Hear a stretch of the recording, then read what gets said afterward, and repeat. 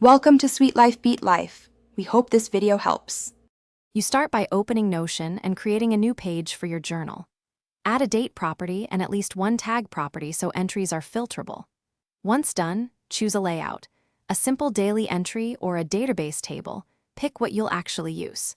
Make sure to set icon and cover for quick recognition, then add a sample entry to confirm properties show correctly. This immediate test prevents redesign later and gets you writing from day one. You now build the core, a database for all journal entries. Add properties such as date, select for mood, multi-select for tags, and a long text field for content.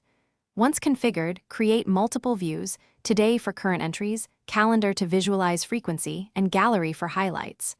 Make sure filters and sorts are set. Date descending for newest first, and a today filter for daily focus. This structure makes retrieval simple and encourages consistent use without extra friction.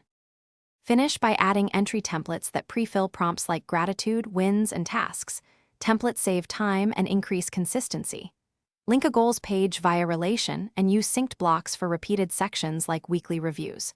Once integrated, review automations and reminders and schedule a weekly review view. If something breaks, check property names first. Filters are literal, then view filters and page permissions. Those are common causes. If needed, revert to a sample entry to isolate the issue. Thanks for watching. Consider subscribing if we helped you.